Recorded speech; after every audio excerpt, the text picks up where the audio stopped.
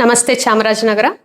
ಈ ದಿನ ನಾವು ನಮ್ಮ ಚಾಮರಾಜನಗರದಲ್ಲಿ ನಮ್ಮೆಲ್ಲರ ಮಧ್ಯೆ ಇದ್ದು ವಿಭಿನ್ನವಾಗಿ ಒಂದು ಪರಿಸರ ಸ್ನೇಹಿ ಜೀವಿ ಅಂತ ಹೇಳಕ್ ಇಷ್ಟಪಡ್ತೀನಿ. ಆ ಪರಿಸರ ಸೇವೆ ಮಾಡಿಕೊಂಡು ವಿಭಿನ್ನ ರೀತಿಯಲ್ಲಿ ಪ್ರಾಣಿ ಪಕ್ಷಿಗಳಿಗೆ ಒಂದು ಜೀವನ ಕೊಡ್ತಾ ಇರೋಂತಹ ನಾಗರಾಜುರವರನ್ನ ನಿಮ್ಮೆಲ್ಲರ ಮುಂದೆ ತಂದಿದ್ದೀವಿ. ನಮ್ಮ ಹಸಿರು ಪಡೆ ಚಾನಲ್ ಕಡೆಯಿಂದ ನಾಗರಾಜುರವರಿಗೆ ತುಂಬ ಹೃದಯದ ಸ್ವಾಗತ. ನಮಸ್ತೆ ಮೇಡಮ್. ಸರ್, ನಿಮ್ನ ನೋಡ್ತಿದ್ರೆ ನಮ್ಗೆ ತುಂಬಾ ಖುಷಿ ಆಗ್ತಿದೆ. ನೀವು ಸುಮಾರು 3-4 ವರ್ಷದಿಂದ ನಮ್ಮ ಇಡೀ ಚಾಮರಾಜನಗರ ಡಿಸ್ಟ್ರಿಕ್ಟ್ ಅಲ್ಲಿರೋ ನಮ್ಮ ಮೇನ್ ಪಾರ್ಕು, ಅಂಬೇಡ್ಕರ್ ಪಾರ್ಕು, ಅಲ್ಲೆಲ್ಲ ಪ್ರಾಣಿ ಪಕ್ಷಿಗಳು ಜೀವನ ಮಾಡ್ಲಿಕ್ಕೆ ಒಂದು ಅಳಿಲ್ಗಳಿಗೆ ಎಲ್ಲ ಒಂದು ಸೇವೆ ಮಾಡ್ತಾ ಇದ್ದೀರಾ ಅಂತ ತಿಳಿದು ಬಂದಿದೆ.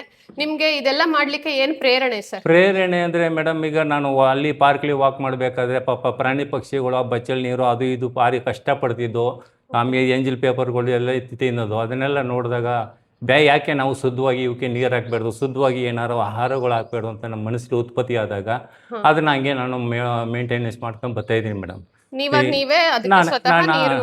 ನನ್ನ ಹೃದಯದಲ್ಲಿ ನಮಗೆ ಹುಟ್ಟಿ ಅದು ನಾವು ಮಾಡಬೇಕು. ನಾವು ವಯಸ್ಸಾಗಿ ನಾವು ಮಾಡಿದವರು, ನಮ್ಗೆ ಯುವಕರು ಇದನ್ನೆಲ್ಲ ನೋಡಿ ಅವರು ಮುಂದಕ್ಕೆ ನಮ್ಮ ನಗರ ಜಿಲ್ಲೆನ ಅಭಿವೃದ್ಧಿ ಮಾಡ್ಕೊಂಡು ಪ್ರಾಣಿ ಪಕ್ಷಿಗಳನ್ನ ಕಾಪಾಡಬೇಕು ಮತ್ತು ಸಾಕಬೇಕು. ಯಾಕೆಂದರೆ ನಾವು ಇರೋದು ಸ್ವಲ್ಪ ಜನ, ಏನು 100 ವರ್ಷ 200 ವರ್ಷ ಇರೋದಿಲ್ಲ. ಪ್ರಾಣಿ ಪಕ್ಷಿಗಳು 4 ವರ್ಷ 3 ವರ್ಷ ಇರ್ತವೆ. ಅವಕ್ಕೆ ಏನಾರ ಆಹಾರಗಳು ಬಾಯಾರಿಕೆ ಆದಾಗ ನೀರು ಕೊಟ್ಟರೆ ನಮ್ಮ ಜನ್ಮಾಂತರ ಪಾಪಗಳೆಲ್ಲ ಕಮ್ಮಿಯಾಗಿ ನಮಗೆ ಒಂದು ಪುಣ್ಯ ಸಿಕ್ಕುತ್ತೆ ಅನ್ನೋದು ಒಂದು ಗ್ಯಾರಂಟಿ ಮೇಲೆ ಏನೋ ಒಂದು ಮನಸ್ಸಲ್ಲಿ ಒಂದು ಒಳ್ಳೇದು ಮಾಡಬೇಕು ಅನ್ನೋ ಭಾವನೆ ಉದ್ಭವ ಆದಾಗ ನಾವು ಮಾಡ್ಕೊಂಡು ಹೋಗ್ತಾ ಇದ್ದೀವಿ. ಅದನ್ನ ನಾವು ಇವತ್ತು ಯುವಕರಿಗೆ ಹೇಳ್ತಾ ಇದ್ದೀವಿ ನಿಮ್ಮ ಮುಖಾಂತರ, ನೀವು ಮಾಡಿಯಪ್ಪ. ನಾವು ನೋಡ್ತಾ ಇದ್ದೀವಿ, ನೀವು ಹಳ್ಳಿ ಕಡೆ ಆಗಿರ್ಬೋದು, ನಿಮ್ಮ ಊರಾಗಿರ್ಬೋದು, ಯಾವುದೇ ಜಾಗದಲ್ಲಾಗಲಿ ಪ್ರಾಣಿ ಪಕ್ಷಿ ನಿಮ್ಗೆ ಏನು ಕಾಣುತ್ತೆ ಆ ಜಾಗದಲ್ಲಿ ನೀರಿಡೋದು, ಆಹಾರ ಇಡೋದು ಮಾಡಿದ್ರೆ ನಿಮಗೂ ಒಳ್ಳೇದಾಗುತ್ತೆ ಅಂತ ನಾನು ಹೇಳಕ್ಕೆ ಇಷ್ಟಪಡ್ತೀನಿ. ಹೌದು, ನಮ್ಮ ಲೈಫ್ ಸೈಕಲ್ಗೆ ಮೇನ್ ಪ್ರಾಣಿ ಪಕ್ಷಿಗಳು ಕೂಡ ಅವು ನಮ್ಮ ಜೊತೆ ಬಾಳ್ಬೇಕು ಮೇಡಮ್. ನಾವು ಯಾವ ಥರ ಜೀವನ ಮಾಡ್ತಿದ್ದೀವಿ ಅವತ್ತು ಒಂದು ಇಲ್ದಂಗೆ ಅವು ಇರೋಷ್ಟು ಜನ, ಈಗ ನಾವು 70-80 ವರ್ಷ ಇರ್ತೀವಿ, ಅವು ಏನೋ 5 ವರ್ಷ 10 ವರ್ಷ ಇರ್ತವೆ, ಅವು ನೆಮ್ಮದಿಯಾಗಿದ್ದು ಹೋಗ್ಬೇಕು ಅಂತ ನಮ್ಮ ಆಸೆ ಮೇಡಮ್. ಹೌದು, ಯಾಕೆಂದ್ರೆ ಮನುಷ್ಯನ ಜೀವನಕ್ಕೆ ತುಂಬಾ ಹತ್ತಿರದಲ್ಲಿ ಅವು ಇರೋದು, ಪ್ರಕೃತಿ ಜೊತೆಯಲ್ಲಿ ಬಾಳ್ಬೇಕು ಅಲ್ವೇ. ನಾವು ಪ್ರಕೃತಿ ನೋಡಿ ಎಷ್ಟು ಸಂತೋಷಪಟ್ಟು ಎಲ್ಲ ಥರ ಅನುಭವಿಸ್ತೀವಿ, ಅವು ಸ್ವಲ್ಪ ಅನುಭವಿಸ್ಬೇಕು. ಸಂಕಟ ವೇದನೆಗಳು ದೂರ ಆಗಬೇಕು. ಅವಕ್ಕೆ ನೀರಿಲ್ಲ ಅನ್ನೋದು ಬೇಡಿ, ಆಹಾರ ಇಲ್ಲ ಅನ್ನೋದು ಬೇಡಿ. ಅವ್ರು ಏನಂತಾರೆ, ಎಲ್ಲ ದೇವ್ರ ಸೃಷ್ಟಿ ಮಾಡಿದ್ದಾನೆ, ದೇವರೇ ಮಾಡ್ಕೊತಾನೆ, ನೀವೇನು ಮಾಡೋಕ್ಕೆ ಅಂತ ಹೇಳ್ತಾರೆ. ತಪ್ಪು. ನಾವು ಮನಸ್ಸಿನಾಗ ಹುಟ್ಟಿದ ಮೇಲೆ ನಮ್ಮಲ್ಲಿ ಒಳ್ಳೆ ಗುಣ ಐತೆ ಅನ್ನೋದಕ್ಕೆ ಇದೊಂದು ಉದಾಹರಣೆ ಆಗಿರ್ತದೆ. ಹೌದು, ದೊಡ್ಡದೇನು ಮಾಡಕ್ಕಾಗದೆ ಸಣ್ಣದಾಗಿ ಒಂದು ಪ್ರಾಣಿ ಪಕ್ಷಿಗಳಿಗೆ ನೀರಿಡೋದು, ಧಾನ್ಯಗಳಿಡೋದು, ನಮ್ಮ ಮನೆ ಟೆರೆಸ್ ಮೇಲೆ ಕೂಡ ನಾವು ಇಡಬೇಕು ಮೇಡಮ್. ಎಲ್ಲಿ ಬೇಕಾದ್ರೂ ಇಡ್ಬೋದು, ಟೆರೆಸ್ ಮೇಲೆ ಮಾಡಿ ಮೇಲೆ ಇಡ್ಬೋದು. ಈ ನಿಮ್ಗೆ ಎಲ್ಲಿ ಸಿಕ್ಕತ್ತೆ ಬೇಸಿಗೆ ಟೈಮ್ ಇಂಪಾರ್ಟೆಂಟ್ ನೀರು ಪ್ರಾಣಿಗಳಿಗೆ ಇಡಲೇಬೇಕು. ಅಮ್ಮನ ನೋಡಿ ಇನ್ನೊಬ್ರು ತಿಳ್ಕೊಬೇಕು, ಇನ್ನೊಬ್ರು ನೋಡಿ ಇನ್ನೊಬ್ರು ತಿಳ್ಕೊಂಡು ಸಮಾಜದ ಒಳ್ಳೆ ಸೇವೆ ಮಾಡ್ಕೊಂಡು ಹೋದಾಗ ನಾವು ಮಾಡೋ ಸೇವೆ ಒಂದು ನಮಗೆ ಮನಸ್ಸು ತೃಪ್ತಿ ಆಗುತ್ತೆ ಮೇಡಮ್. ಹೌದು, ಈ ಚಿಕ್ಕ ಮಕ್ಕಳಿಗಾಗ್ಲಿ ಈಗ ಮೇಡಮ್ ಇನ್ನೂ ಒಂದು ಶ್ವಾನಗಳಿಗೆ ಏನು ಮಾಡ್ತಿದ್ದಾರೆ ಕೆಲವರು ಗೊತ್ತೇ, ಶ್ವಾನಗಳು ಎಲ್ಲೋ ಒಂದು 4-5 ಮರಿ ಹಾಕ್ಬಿಟ್ಟಿರುತ್ತೆ. ಅದು ಆಹಾರ ಹುಡಿಕೊಂಡು ಒಂದು ಬೇಕ್ರಿಗೆ ಹೋಗುತ್ತೆ. ಬೇಕ್ರಿಲಿ ಅವನು ಕೇಕು ಪಪ್ಸು ಎಲ್ಲ ತಿಂತಾನೆ, ಮನೆಗೂ ಕಟ್ಟಿಸ್ಕೊತಾನೆ. ಆದರೆ ಅವ್ನಿಗೊಂದು ಬ್ರೆಡ್ ಹಾಕಲ್ಲ. ಅದಕ್ಕೆ ಲಾಸ್ಟಿಗೆ ವೇಸ್ಟೇಜ್ ಪೇಪರ್ ಬಿಸಾಕ್ಬಿಟ್ಟುಂಟಾಯ್ತಾನೆ. ಆ ವೇಸ್ಟೇಜ್ ಪೇಪರ್ಲಿ ಇರೋದನ್ನ ತಿನ್ನುತ್ತೆ. ಅದು ಮಾನವತೆ ದೃಷ್ಟಿ ಇದ್ರೆ ಅದನ್ನ ನಾವು ನೋಡಿದಾಗ ನಾನೇನು ಮಾಡ್ತೀನಿ, ಓಟೋ 2 ಬಂದು ತೆಗೆದಲ್ಲಿ ಹಾಕ್ಬಿಡ್ತೀನಿ. ಯಾಕೆಂದರೆ ಮಾನವತೆ ದೃಷ್ಟಿ ಬೇಕು ಮನುಷ್ಯನಿಗೆ. ನಾನೇ ಬದುಕಬೇಕು, ನನ್ನ ಮನೇಲಿ ಇರೋರೇ ಬದುಕಬೇಕು ಅನ್ನೋದು ಬಿಡಿ ಮೇಡಮ್. ಸ್ವಾರ್ಥ ಇರಬಾರ್ದು. ಅದಕ್ಕೇನಾರು ಮಾಡಬೇಕು ಅನ್ನೋದು ಅಭಿಪ್ರಾಯ ಅವನಲ್ಲಿ ಹುಟ್ಟಬೇಕು. ಹುಟ್ಟೋದಿಲ್ಲ ಕೆಲವ್ರಿಗೆ. ಅದನ್ನ ಯುವಕರಿಗೆ ನಾನು ಹೇಳೋದು, ಅದನ್ನ ಹುಟ್ಟಿಸ್ಕೊಳ್ಳಿ. ನೀವು ನಿಮಗೋಸ್ಕರ ನೀವು ಬದುಕಬೇಡಿ. ಪ್ರಪಂಚದಲ್ಲಿ ದೇವ್ರು ಏನೇನು ಸೃಷ್ಟಿ ಮಾಡಿದ್ದಾನೆ, ಹೆಂಗೆ ಬದುಕಬೇಕು, ಅವು ಒಂದು ಸ್ವಲ್ಪ ಬದುಕಲಿ. ಅವಕ್ಕೂ ನಾವು ತಿನ್ನೋದು 4 ತುತ್ತಿಲಿ, ಅವಕ್ಕೂ 1 ತುತ್ತು 2 ತುತ್ತು ಹಾಕಿ ನಿಮ್ಗೆಲ್ಲರೂ ದೇವ್ರು ಕಾಪಾಡ್ತಾನೆ ಅನ್ನೋದು ನಾವು ಸಂದೇಶನ ಇಲ್ಲಿ ಹೇಳ್ತೀವಿ. ಅಲ್ಲ ಸರ್, ನಿಮ್ಮ ದಿನಚರಿ ನೋಡ್ತಿದ್ರೆ ತುಂಬಾ ಪ್ರೇರಣೆ ಆಗ್ತಾ ಇದೆ. ನೀವು ದಿನ ಬೆಳಿಗ್ಗೆ ಬಂದು ಪಾರ್ಕ್ ಅಲ್ಲಿ ಬೆಳಗ್ಗೆ ಮೇಡಮ್ ನಾನು 7 ಗಂಟೆ ಬರ್ತೀನಿ ಮೇಡಮ್. 7 ಗಂಟೆಯಿಂದ 8:15 ಗಂಟೆ ಅಲ್ಲೇ ಇರ್ತೀನಿ. ಆಮೇಲೆ ಇದನ್ನೆಲ್ಲ ನೋಡ್ಬಿಟ್ಟು ನಮ್ಮ ಕರ್ನಾಟಕ ವೇದಿಕೆ ಶ್ರೀನಿವಾಸ ಗೌಡರು ನಮ್ಗೆ 2-3 ಟ್ರಿಪ್ ಪ್ರಶಸ್ತಿ ಕೊಟ್ಟಿದ್ದಾರೆ. ಕೆಂಪೇಗೌಡರು ಪ್ರಶಸ್ತಿ ಕೊಟ್ಟಿದ್ದಾರೆ. ಆಮೇಲೆ ಮೈಸೂರು ದಸರಾ ಪ್ರಶಸ್ತಿ ಕೊಟ್ಟಿದ್ದಾರೆ. ಎಲ್ಲರೂ ಈಗ ನಿಮ್ಮ ಸಂಸ್ಥೆಯವ್ರು ಬಂದರು, ಏನು ಬೇಕು ಹೇಳಿ ಸರ್, ನಾವು ಮಾಡಿಕೊಡ್ತೀವಿ ಬನ್ನಿ ಅಂತ ಹೇಳಿದ್ದಾರೆ. ಬಂದಿದ್ದೀನಿ. ಅವ್ರ ಮುಖಾಂತರ ಪ್ರಾಣಿ ಪಕ್ಷಿಗಳಿಗೆ ಒಂದು ಒಳ್ಳೇದಾಗುತ್ತೆ ಅಂತ ನಾನು ಆಸೆ ಪಟ್ಟಿದ್ದೀನಿ. ಏನು ಮಾಡ್ತಿದ್ದೀರಾ ದಿನಚರಿ ಅಂದ್ರೆ? ದಿನ ಬೆಳಿಗ್ಗೆ ಅಲ್ಲಿ ಬಂದು ಮೇಡಮ್ ಅಲ್ಲಿ ಬಾಟ್ಲೆಲ್ಲ ಹೊಡೆದಿದ್ದೀನಿ ಮರದ ಹತ್ರ. ಮರಗಳು ಅದರಲ್ಲೆಲ್ಲ ಕಸ ಕಡ್ಡಿ ಎಲ್ಲ ಇದಿರುತ್ತೆ, ಅದನ್ನೆಲ್ಲ ವಾಶ್ ಮಾಡಿಬಿಟ್ಟು ಹೊಸ್ದಾಗಿ ನೀರು ಹಾಕ್ತೀನಿ. ಆಮೇಲೆ ಫಸ್ಟು ಬಂದು ನಾನು ಎಲ್ಲ ಅವಲಕ್ಕಿ ಹಾಕ್ಬಿಡ್ತೀನಿ. ಅವಲಕ್ಕಿ ಉರ್ಗಳ್ಳೆ ಏನಾಗಿರೋದು ಅಭಿಮಾನಿಗಳು ಸ್ವಲ್ಪ ತಂದು ಕೊಡ್ತಾರೆ. ಒಂದು 5 kg 10 kg ತಂದು ಕೊಡ್ತಾರೆ. ನಮ್ಮ ಒಂದು ಪ್ರಕಾಶ್ ಜೂಲಿಯರ್ಸ್ ಅಂತ ಇದ್ದಾರೆ, ಮಯೂರ ಸ್ಟೋರ್ ಅಂತ ಇದ್ದಾರೆ, ಸುಮಾರು ಅಂಗಡಿ ಬೀದಿಯವರು ಸುಮಾರು. ಆಮೇಲೆ ಎಲ್ಲ ತಂದು ಕೊಡ್ತಾರೆ ಮೇಡಮ್. 5 kg 2 kg ಅವಲಕ್ಕಿ ನೀವು ಹಾಕಿ, ನಾವಂತೂ ಮಾಡಕ್ಕೆ ಕೊಡ್ಸೋದಿಲ್ಲ, ಬಿಸ್ನೆಸ್ ಬಿಸಿಲಿದ್ದೀವಿ ನಾವು. ಹೌದು. ನಿಮ್ಗೆ ಏನು ಬೇಕು ಕೇಳಿ ನಾವು ಕೊಡ್ತೀವಿ, ನೀವು ಪ್ರಾಣಿ ಸೇವೆ ಮಾಡ್ತಿದ್ದೀರಿ, ತುಂಬ ಖುಷಿ ಸರ್, ನಮ್ಮ ಕೈಲಿ ಮಾಡೋಕ್ಕೆ ಶಕ್ತಿ ಇಲ್ಲ, ನೀವು ಮಾಡ್ತಾಯಿದ್ದೀರಿ ಅಂತ ನಮಗೆ ನಿಮ್ಮ ಥರ ಎಲ್ಲ ಸಪೋರ್ಟ್ ಕೊಡ್ತಾರೆ ಮೇಡಮ್.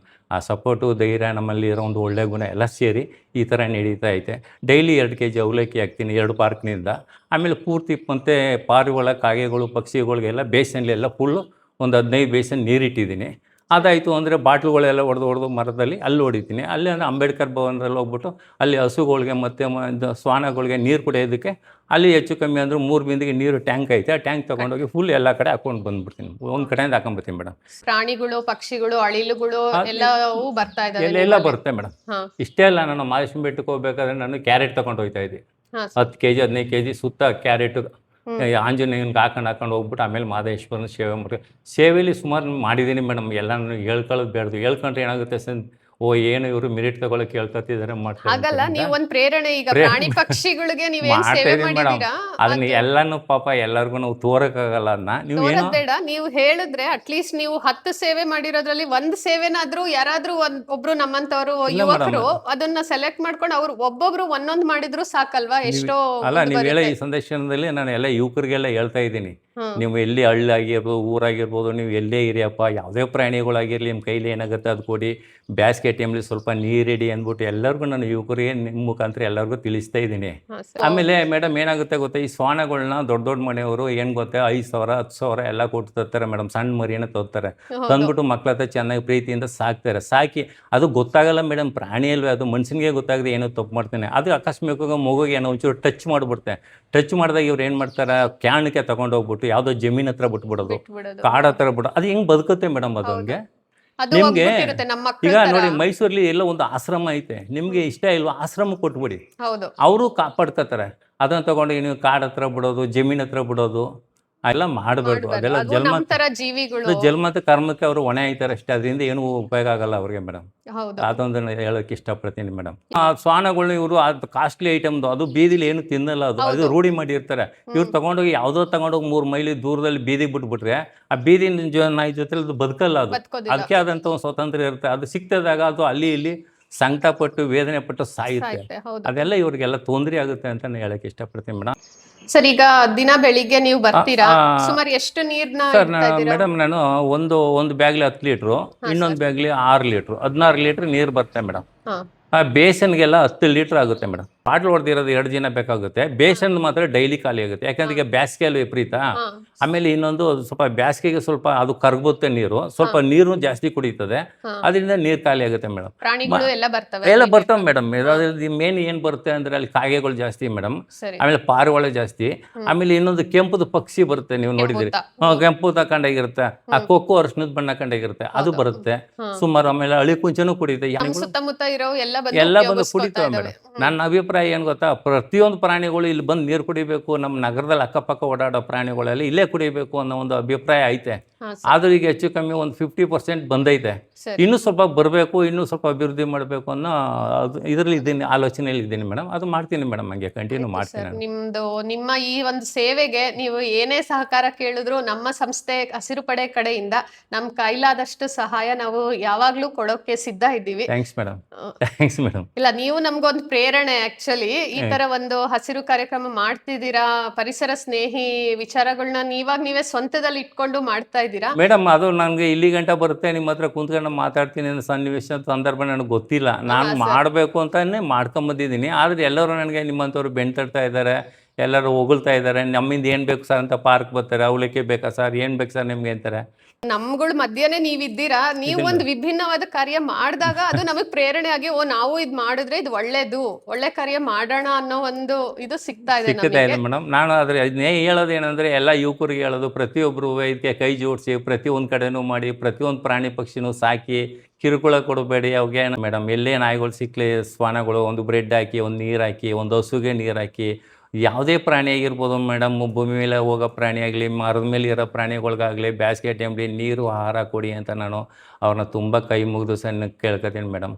ನಮ್ಮ ಸುತ್ತಮುತ್ತ ಇರೋದು ಗೋಮಾತೆ ಮೇಡಮ್, ನಾಯಿಗಳು, ಬೆಕ್ಕುಗಳು, ಇಷ್ಟೇ ಆಲ್ಮೋಸ್ಟ್ ನಮ್ಮ ಸುತ್ತಮುತ್ತ ನೋಡ್ತೀರ ನಾವು ಈ 2-3 ಪ್ರಾಣಿಗಳು. ಇದನ್ನ ನಾವು ರಕ್ಷಿಸೋಣ. ನಾವು ಹೆಂಗೆ ನಾವು ತಿನ್ನೋ 4 ತುತ್ತಲ್ಲಿ ಅವಕ್ಕೂ ಒಂದೆರಡು ತುತ್ತು ಹಾಕೋಣ, ನಮ್ಮ ಕೈಲಿ ಆಗೋಷ್ಟು ಸಹಾಯ ಮಾಡೋಣ.